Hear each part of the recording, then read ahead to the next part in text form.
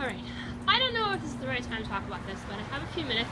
Things are pretty quiet because it's nighttime, and I have thought about it. I've thought about it a lot, and I suppose I could think of all sorts of things to talk about sort of at any given time, but I'm thinking about this. I'm thinking about this now, so I might as well talk about it. But anyway, it's really true that I do not have political ambitions such as being an elected official of any kind. I really don't, and it doesn't mean that it's a bad thing to want or a bad thing to be, or that, I mean, somebody has to do it, right? It's just not what I want to do with my life, right? And it's kind of like sort of a responsibility on both sides, right? I mean, it's people who are elected officials essentially are public servants. You know, I mean, it's their responsibility to serve the public. It really is, you know. And the more responsibility you have, the more true that is. I don't know that everybody thinks about it that way, but that's really what it is. Right? I mean, sort of, I think if you have the right idea about it, you are much more concerned with what your responsibility is than with what you can like do just because you are powerful for that amount of time that you're in office, or before or after, I suppose. You know, I mean, it's not like you know, once you're an elected official to a certain extent, depending on how you handle things when you're in office, you kind of, you know, it doesn't really like dissipate. But anyway, I don't have that ambition, and for me, for a number of reasons, I kind of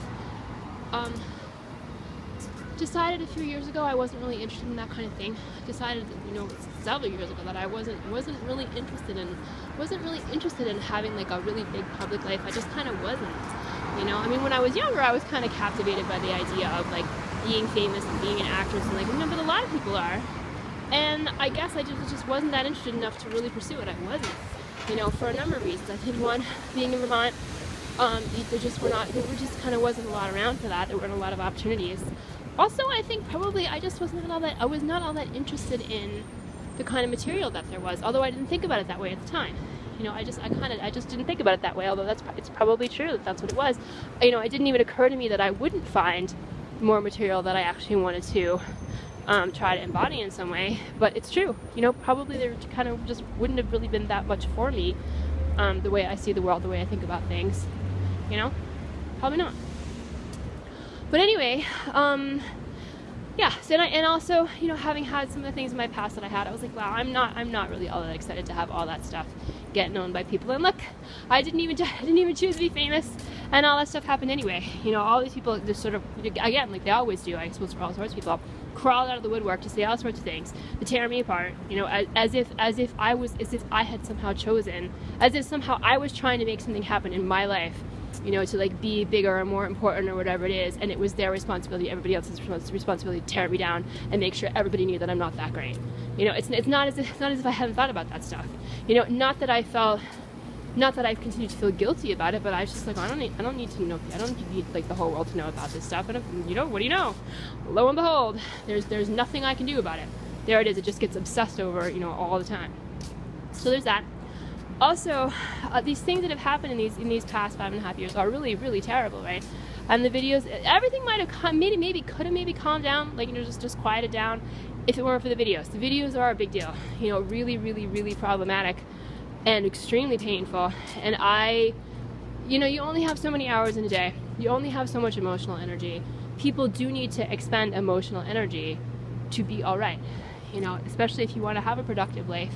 You have to just allot a certain amount of energy every day, and throughout your life for like just, you know, taking care of yourself, taking care of your life, taking care of your, you know, your personal relationships, you know, such as you're able to make them, and making sure that you're all right and, you know, not miserable. And that's just going to be very, very hard for me to do. I will be dealing with the video thing for the rest of my life, and I don't think I'm going to have. If I'm really going to be all right from one day to the next, and also able to keep a job that, you know, is not going to be without responsibility, I hope, but isn't going to be like the kind of just, you know, non-stop 24-hour a day serious, you know, very, very high stakes, very high pressure responsibility that it would be, you know, to be an elected official of some kind. I'm going to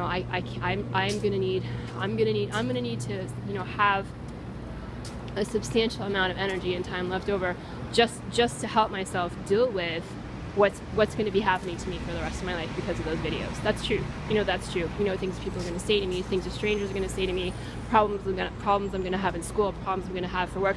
If I'm even able to get into school, even if I'm even able to get a job, right? I will be dealing with these issues for the rest of my life. The rest of my life. And there's only so much one person can do. So that's part of it too. So kind of what I was thinking, but kind of even before the whole video thing started, was what I'd like to do if I can, finish my 4-year degree, and then go to law school, and then practice law school for a few decades. I mean, I would probably be 50, before I actually have a law degree, if I'm able to do it at all, if anybody will even take me as a student,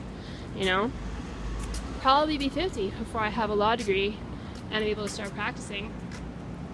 Do that for a few decades, however many decades I can do it, before I start forgetting like my name and the client's name and where the courthouse is and what I'm talking about if I manage to find the courthouse, and then retire and then teach. I kind of would like to actually I would kind of like to teach honestly I would kind of like to teach like at community college. There's no other way to put it. I mean, they're called community colleges, they always were, and I respect them. I think they have a really good purpose. I think they do a lot of really good things. I think I would like teaching adult students who really want to be there more than I would enjoy teaching younger students. No offense to younger students, it's just that I think that I would rather be teaching adults. Plus, they need teachers. Adult students really need teachers who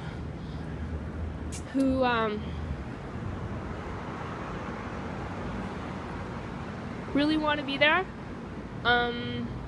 really know what they're talking about, really are interested, really do good lesson plans and good tests and good structure for the class and all that stuff. I'm not saying that people who teach at sort of traditionally aged 4-year schools don't do that. I'm just saying, I mean, I think adult students are probably pretty highly motivated. I've seen them, I've been one, and I think that would be enjoyable. I think that's how I would like to kind of spend like the last, 10 or 20 years of my life, depending on how much time I have left, and that's I think for me,